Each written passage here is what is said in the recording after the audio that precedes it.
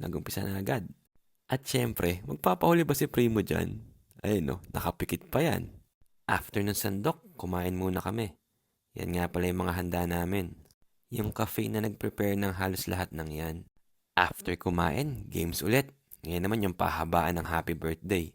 Ayan si Primo naiinis. Ayan si Siga at saka si Gabgab oh. Front row seat. VIP VIP talaga. Ayun no, ang galing nito. Naalala ko dati, bibili ka ng gulaman. Tapos ibubuga mo sa tropa mo yung mga sago. Yan yung nai-imagine ko dyan.